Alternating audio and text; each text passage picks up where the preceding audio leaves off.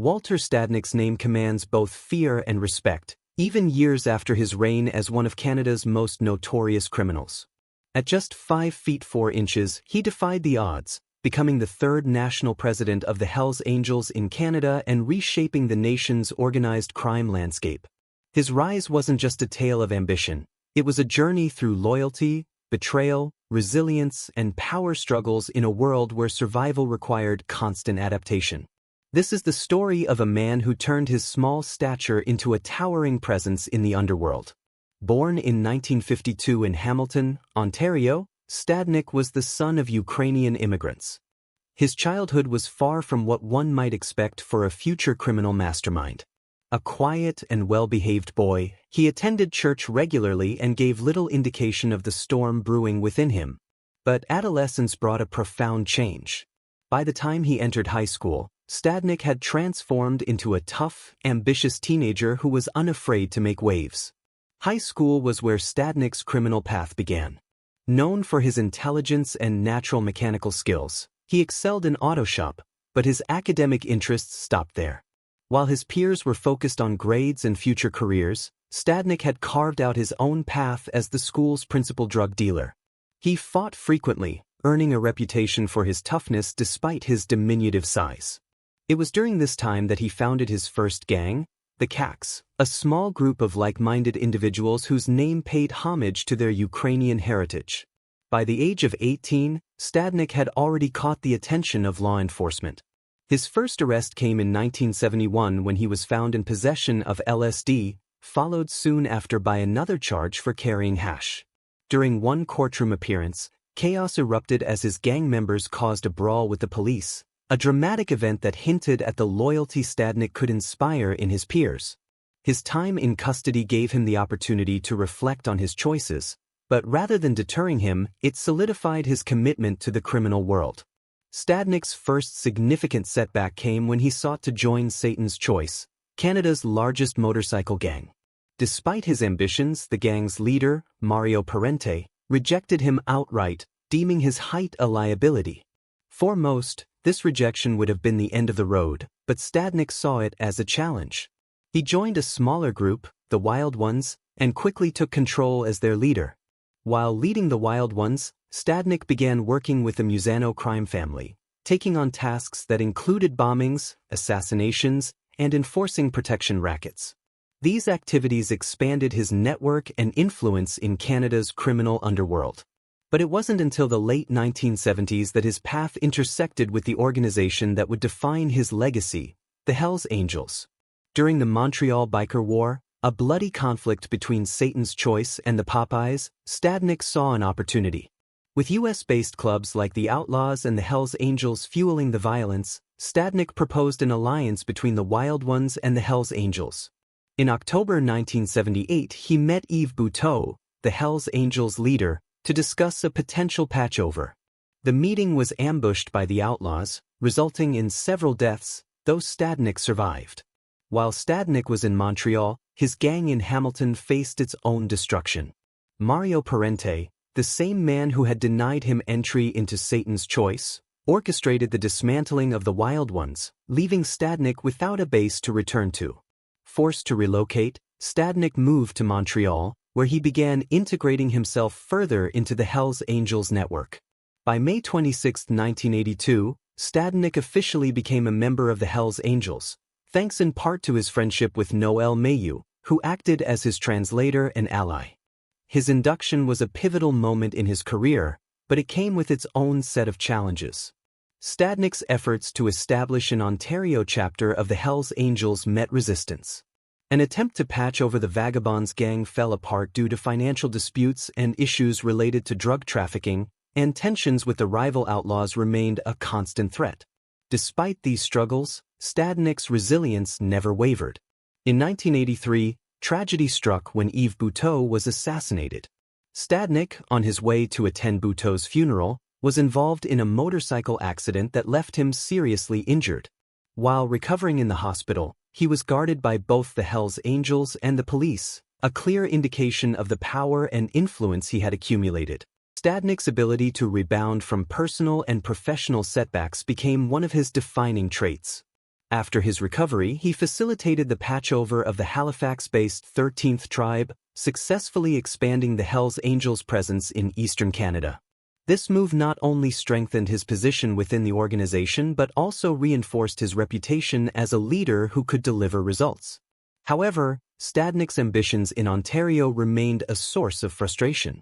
He operated covertly in cities like Hamilton and Toronto, attempting to forge alliances with local gangs. While these efforts showcased his strategic mind, they also highlighted the challenges of maintaining power in a fractured and competitive criminal landscape. Betrayals, financial disagreements, and ongoing conflict with rival groups like the Outlaws often undermined his progress. Throughout his career, several themes stood out. Stadnick's ambition drove him to continually seek greater power, even in the face of repeated failures. His ability to inspire loyalty within the Hells Angels was crucial to his survival, especially as he faced betrayals from figures like Mario Parente and rival gangs. Violence and power struggles were constants in his life, but so too were his adaptability and resilience. One of the most striking aspects of Stadnick's story was his ability to overcome cultural barriers. As an English speaker in a predominantly French-speaking organization, he relied on allies like Mayu and his strategic instincts to navigate the complexities of language and culture. This adaptability further solidified his place within the Hells Angels and allowed him to build connections that transcended regional divisions. The Lennoxville Massacre refers to a violent incident that took place on March 22, 1985, at a Hells Angels clubhouse in Lennoxville, Quebec, during a meeting between several members of the Hells Angels and the rival Outlaws motorcycle gang. The massacre occurred when a power struggle between factions of the Hells Angels and the Outlaws turned into an all-out shootout.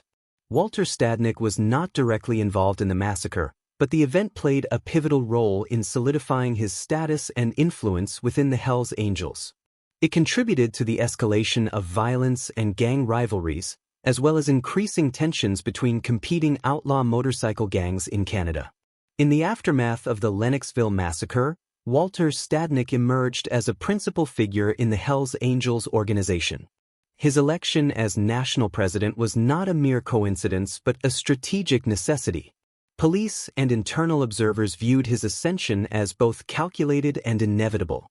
Stadnick stood out as the last remaining leader with the unique combination of seniority and intelligence. While many of his predecessors and contemporaries had been eliminated or imprisoned, he possessed the rare ability to navigate the treacherous landscape of organized crime with calculated precision. The most critical element of Stadnick's early leadership was his strategic alliance with the Montreal Mafia. This partnership was far from a simple criminal collaboration. It was a carefully orchestrated economic strategy that would redefine the Hells Angels' approach to drug trafficking. The Montreal Mafia's control over the city's ports provided an unprecedented advantage. By leveraging this connection, Stadnick gained cheap and reliable access to drug shipments. This strategic positioning allowed the Hells Angels to dominate street-level narcotics sales with an economic edge that was nearly unbeatable. The financial implications were profound. By undercutting competitors' prices, the Hells Angels could secure a dominant position in the drug market. This approach transformed their business model from a purely violent enterprise to a sophisticated economic operation that prioritized strategic advantage over brute force. Stadnick's approach to expansion was markedly different from his predecessors. Where previous leadership might have relied on violent confrontation, he introduced a nuanced strategy of diplomacy and strategic negotiation. His first move was to consolidate power within Quebec. Stadnick appointed Boo as his Quebec lieutenant, and together they began rebuilding the organization's strength. Their most significant early victory was negotiating a patchover with the Vikings in Quebec City, a move that expanded their territorial influence without resorting to violence. From this Quebec base, Stadnick set his sights on national expansion. He identified two key provinces as critical to the Hells Angels' growth. One was Ontario, the most populous and wealthy region in Canada, offering lucrative drug markets that could sustain and grow the organization. And the other was Manitoba, a strategic location that provided access to drug markets in Western Canada and the U.S. Midwest. His approach was captured perfectly in a telling quote. He would rather buy his rival a drink than kick his head in. This philosophy marked a fundamental shift in the Hells Angels' operational strategy, prioritizing negotiation and strategic alliance over violent confrontation. In Northern Ontario, Stadnick employed a particularly innovative approach. Recognizing the region as hostile to traditional Hells Angels expansion, he developed a covert network strategy that would become his hallmark. Instead of establishing official chapters in Southern Ontario, a region dominated by rival clubs and the mafia, Stadnick took a different path. He carefully partnered with local drug dealers, supplying them with drugs at prices that systematically undercut competitors. This created a clandestine support network that allowed the Hells Angels to establish a presence without drawing unnecessary attention. The region was not without challenges. Clubs like the Lost Bravos in Winnipeg, the Grim Reapers in Alberta, and Satan's Choice in Thunder Bay formed an alliance specifically designed to block the Hells Angels' expansion. But Stadnick had a strategy for this as well. He recruited Donald Magnuson, a notorious and violent criminal, as his personal bodyguard. Together, they frequently visited Winnipeg, strategically exploiting vulnerabilities in the Anti-Angels alliance. Magnuson's violent reputation preceded him, creating an additional layer of intimidation and strategic pressure. Stadnick's most brilliant strategy emerged in Winnipeg, where a violent conflict raged between the Lost Bravos and Spartans. Where other leaders might have seen this as a potential threat, Stadnick saw an opportunity for strategic manipulation. He introduced both clubs to the drug trade, positioning himself as the primary supplier for both groups. This audacious move allowed him to remain neutral while simultaneously profiting from both sides of the conflict.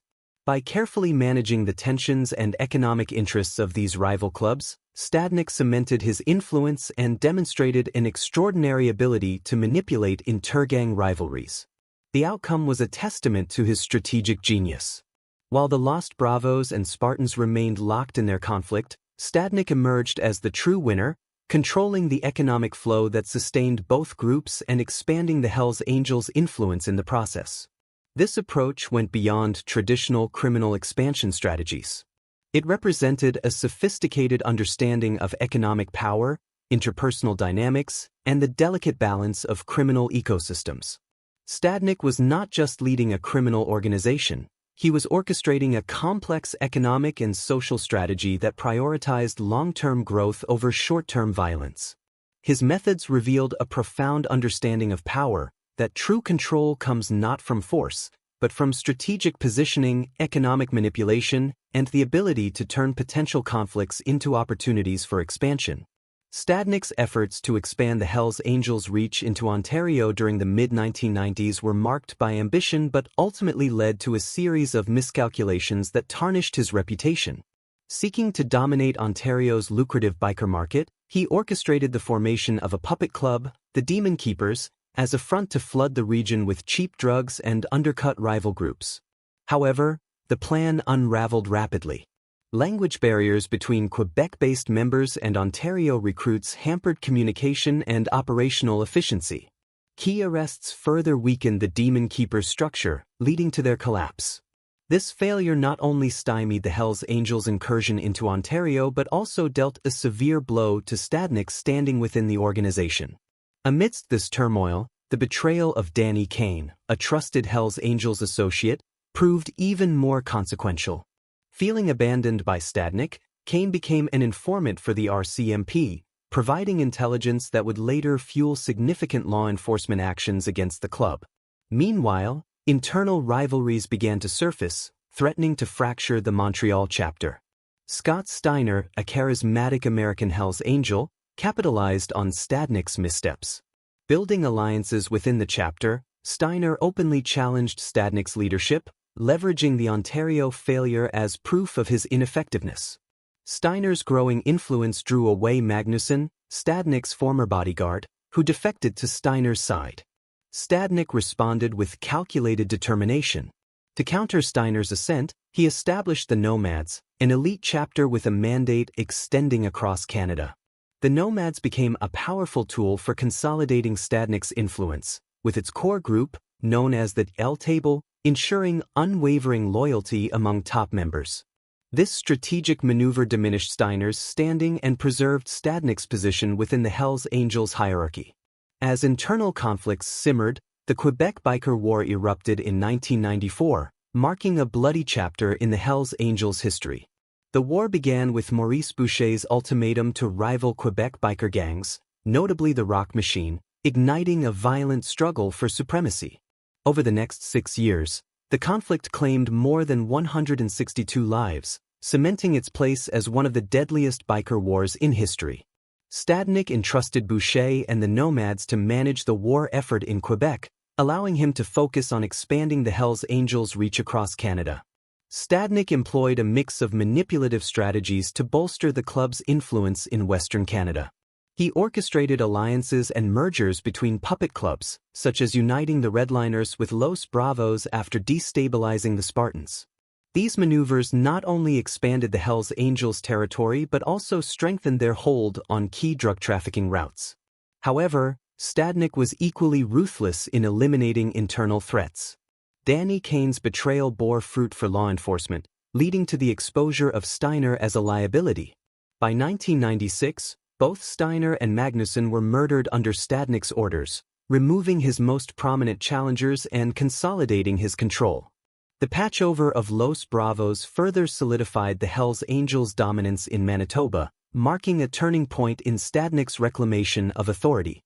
By the late 1990s, Stadnick turned his attention back to Ontario.